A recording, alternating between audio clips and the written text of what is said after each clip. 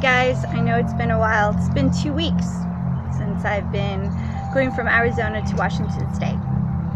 And so now we continue on with John chapter 4, part 1. The woman in the well. Yeshua realized that the Pharisees were keeping count of the baptisms that he and John performed, that being John the Baptist. Although his disciples, not Yeshua, did the actual baptizing, they had posted the score that Yeshua was ahead, turning him and John into rivals in the eyes of the people. Isn't it funny how they do that? I was talking to my friend Duncan recently, and he was talking about how much joy he got out of being a professional golfer, and yet how he wanted to get out of that matrix of being a professional golfer, and that confused me. So he explained. And he said, well, think about it, Jeanette. How often do they put team against team? What does that cause? Division, separation, competition? Not really of the Father, is it? And I was like, oh, no. So Yeshua left the Judean countryside and went back to Galilee. He didn't want to play that game, so he just went back. To get there, he had to pass through Samaria. He came onto Sychar, a Samaritan village that bordered the field of Jacob had given to his son Joseph. See, there was this well in that area that had been given to Jacob way back when. And that's where they got all the water for their animals. It was a gift from the Father, supposedly. Jacob's well was still there, and Yeshua, worn out by the trip, sat down at the well. It was noon. Why is it important that it was noon? Because most farmers will know this. Most city folk don't. But when you're up to get water and things like that, essentials, you do those early in the morning. You don't wait till noon. At noon, it's hot. Point is, it's noon at the well, with a very sacred background, supposedly. So that's the environment. Let's see where it takes us. A woman, character of the scene, a Samaritan, came to draw water. So what do we know? It's noon, high noon. She's there alone with Yeshua. Nobody else is around because they're busy doing their thing. So why is she there at that time?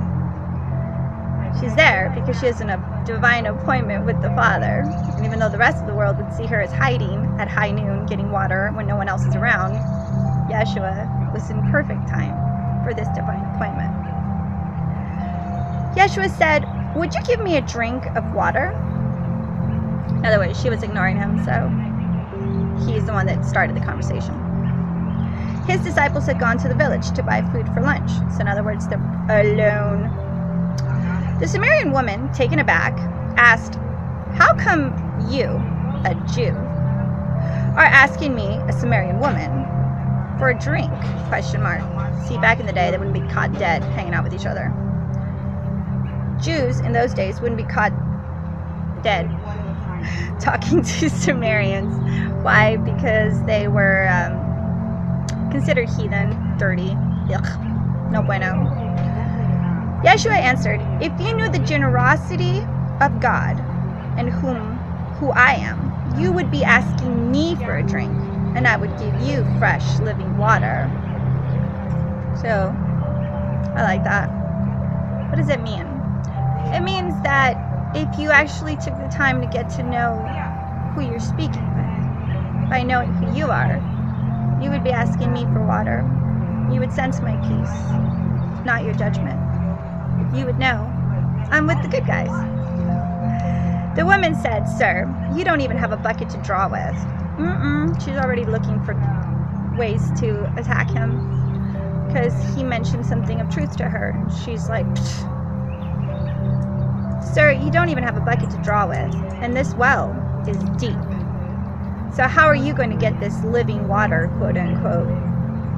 Are you a better man than our ancestor Jacob, who dug this well and drank from it, he and his sons and livestock, and passed it on down to us? Like, do you even know the holy ground you're standing on? Do you even know what you're asking and who you're asking it from? She's got all these streety ideas of what is right and what is wrong, what is sacred and what isn't. She's not taking the time to recognize the man in front of her for who he is and for for what might he have to offer her. Why is he even asking her these questions? Yeshua said, everyone who drinks this water will get thirsty again and again. Truism.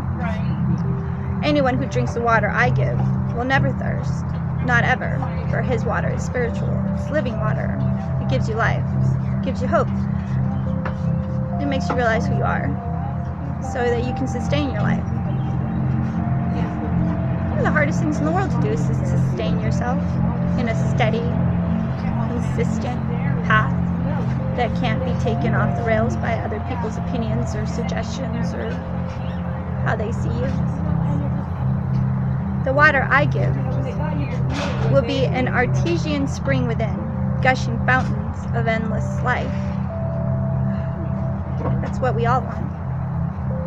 To find that life from within ourselves, not dependent on anyone else for it. And yet we're willing to share it. And how many people do you know that just have life coming out of them? Light of everything's going to be okay. How many people do you know that are like that? And can you do the work to have you be one of those people? It's difficult being sovereign. It's difficult being still. It's taken me 3 days to be still in this beautiful environment that you see. Everything you see behind me, it all looks like this. It's gorgeous. And it's still, and every time I'm quiet, there's all these birds chirping. And yet it took me 3 days to be still, to read a book. All I did yesterday was read a book. It took me 2 days of prep just to get there, so I wouldn't feel guilty or bad about not doing something. That means I've been thirsty and drinking the wrong water.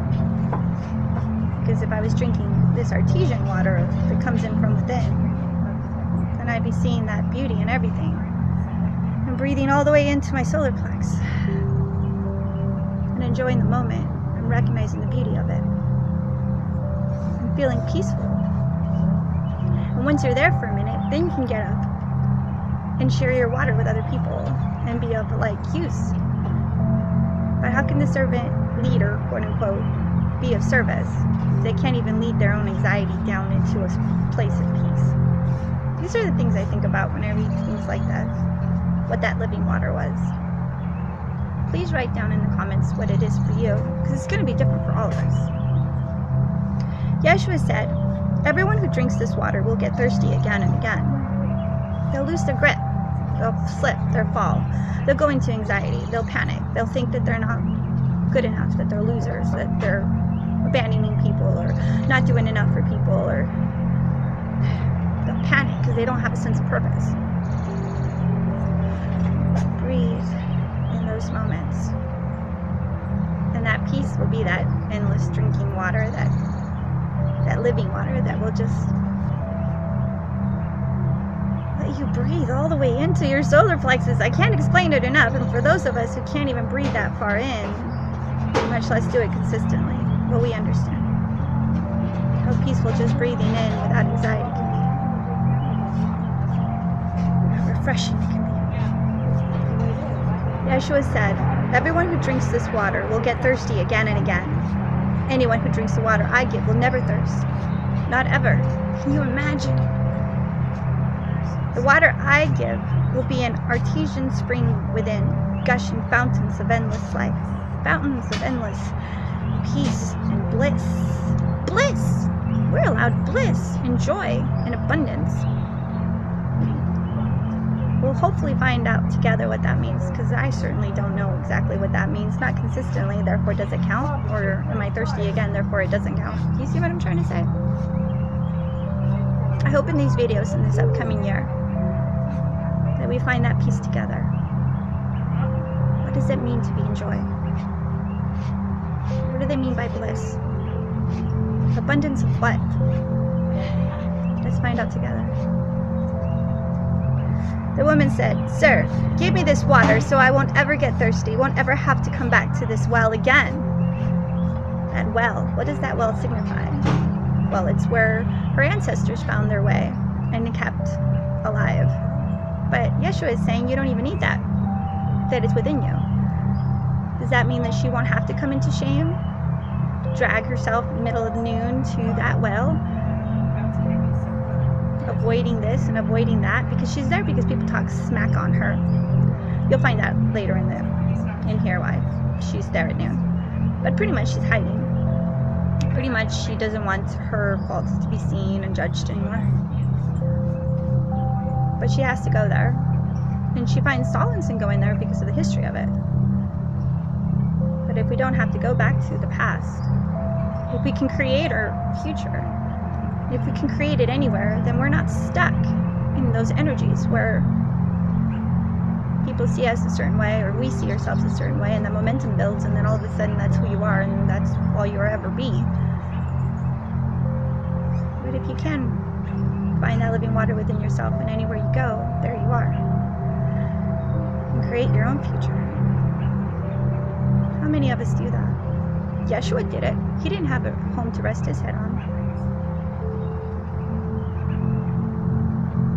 I have a friend, Ricardo, who has a channel called Silent Love. You should check it out.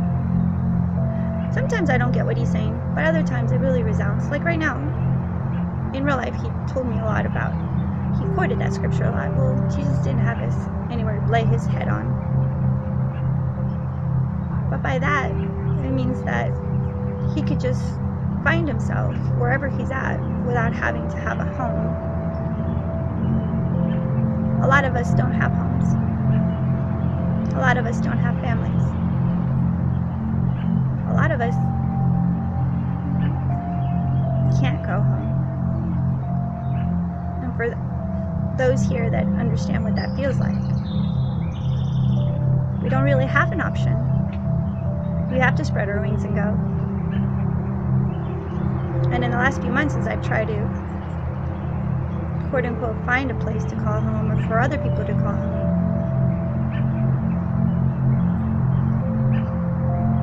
well, we're going to try a new way. We're going to try to sustain peace while being in different places. Why? Because that's the example Yeshua made. And if what I'm doing ain't working, quote unquote, well, maybe I should follow his example and see where we get. That's a pretty good thing to test out. Moving on. The woman said, "Sir, give me this water so I won't ever get thirsty, won't ever have to come back to this well again." He said, "Go call your husband and then come back." That reminds me of, like Derek says, yeah, go get your backpack off that bottom of that hill where you had it. Drag it up here. Let's talk about it. Let's see what's up. She says, "I have no husband," she said. See, he knew her heart, knew her life, knew what's up. And so now she's like, oh, you're going to judge me on my past. Yeah, I have no husband. Wonder who told you that in town. Which is, again, why she's there by herself. She doesn't like the gossipers gossiping about her.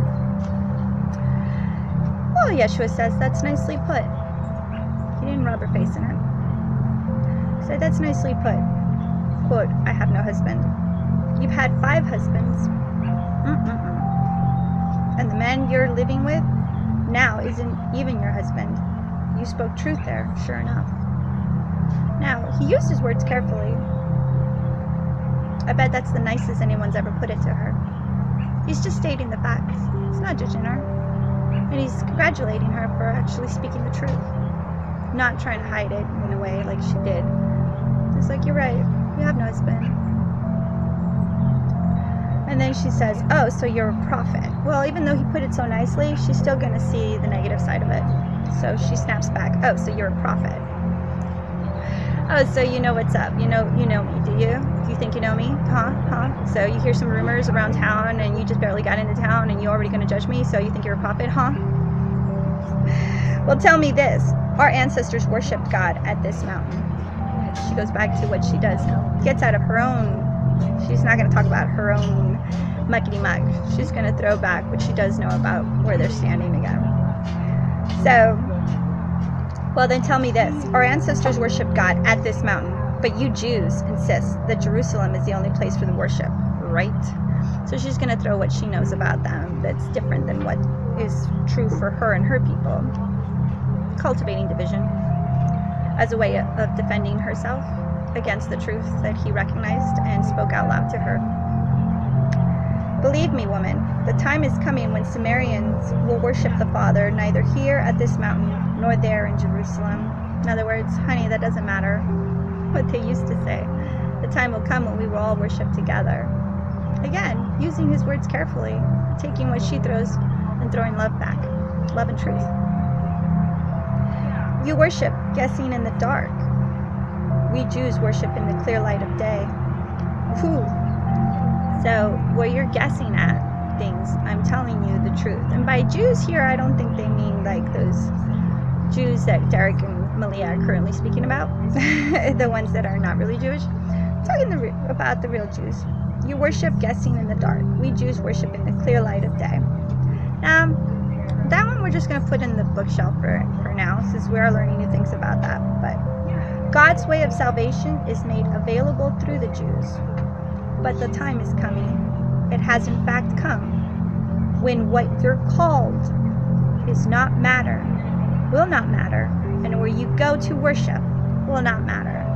So yeah, maybe a Jewish person, being that he's Jewish, came in and showed you the light, but it doesn't matter, because in the future, like where we are right now, here, right now, it doesn't matter what you're called, and it doesn't matter where you worship.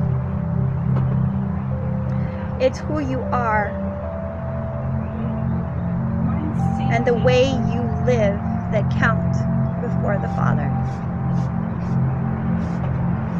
Incredibly powerful, this following words.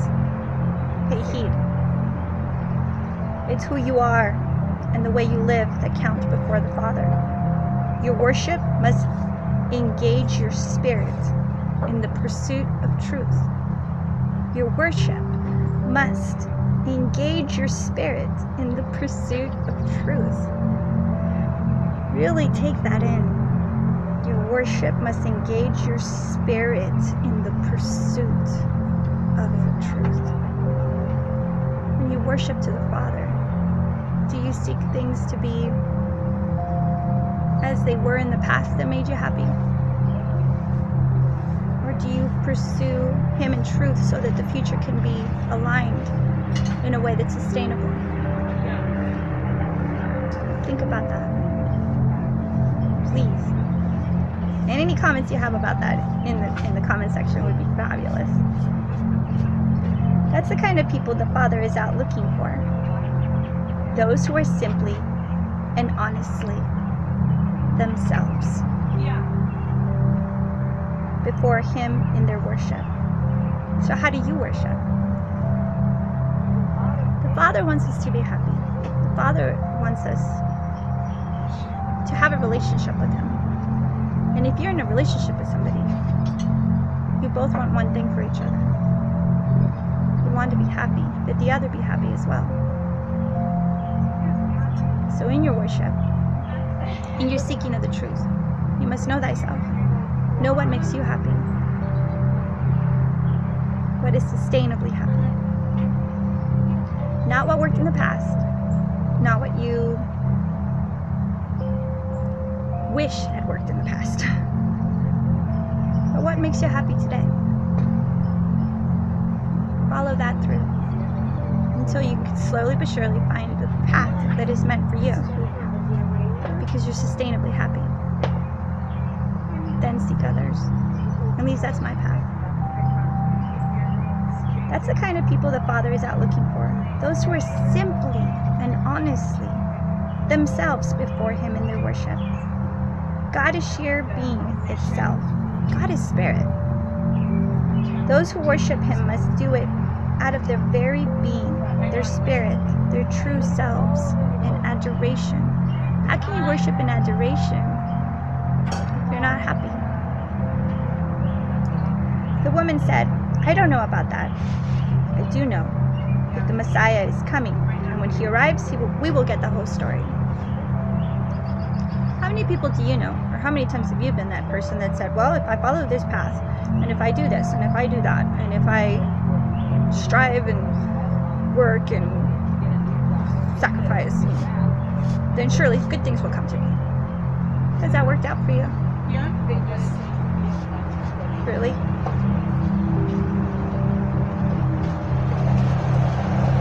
Don't wait. Figure it out yourself. Be in that peace yourself.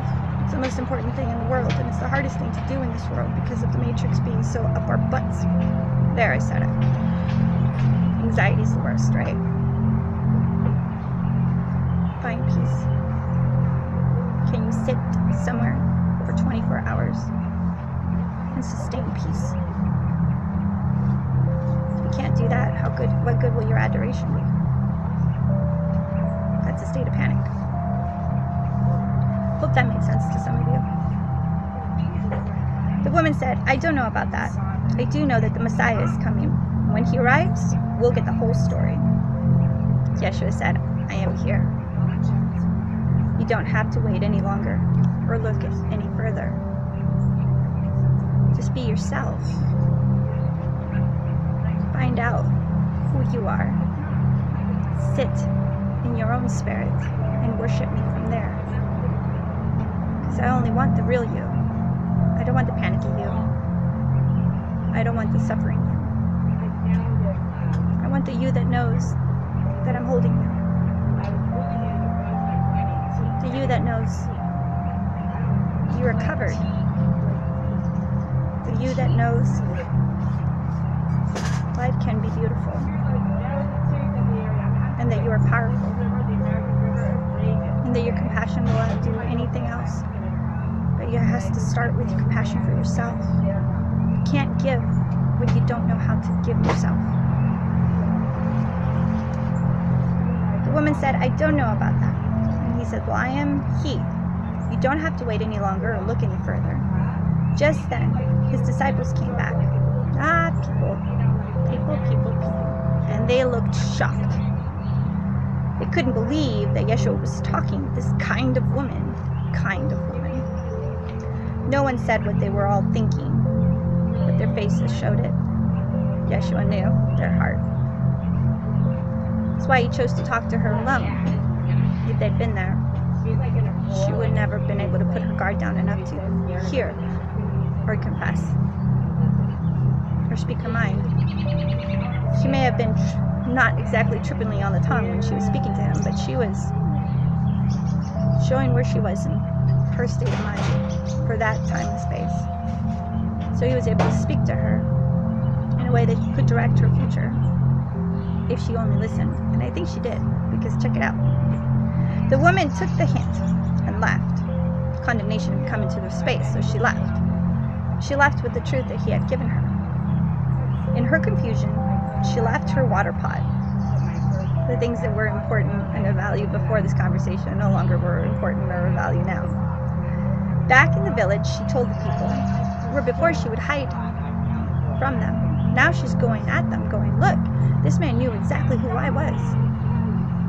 Still, he spoke to me. Still, he made me think. Still, I have to look at myself and say, hey, am I worthy of that? He says that he is here, and the time is now.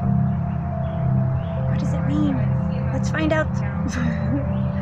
Come see a man who knew all about the things I did, who knows me inside and out. Do you think this could be the Messiah? And they went out to see for themselves. Now, she met the Messiah. And what did the Messiah have to say to her? What is confusing her right now? Let's read it one last time before we close. Believe me, woman. It's who you are and the way you live that count before God. Your worship must engage your spirit in the pursuit of truth. That's the kind of people the Father is out looking for. Those who are simply and honestly themselves before Him in their worship. They're not pretending. They know who they are, and they offer their truth to Him. God is sheer being itself. He's spirit. Those who worship him must do it out of their very beings, their spirit, their true selves. They must do it in adoration. So find peace. Love thyself in that peace. Make it be sustainable. And out of that loving, peaceful, sustainable way of being, you will find plenty to find adoration in regards to the Father about. You'll be in gratitude. You'll be in relief. You'll be in love. And you'll be able to look at the world in a completely different way. It doesn't have to be big things. It doesn't have to be anything other than a small shift in your heart that says, I'm okay. Things are going to be okay. And I don't have to have the weight of the world on my shoulders. I just have to be in gratitude. Start there. And don't be afraid of the past. And don't be afraid of what people will say. And don't take past history as your rules or your bordering of what you can and cannot do in the future. You're no longer in a box. Now you're just out and about.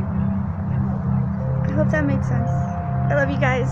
From where am I, guys? Where your peeps at? No, well, you peeps are right here. No, where am I? Washington? Washington, Snohomish. Snohomish, Washington. Thank you, Love Ninja. Love you. Love you too.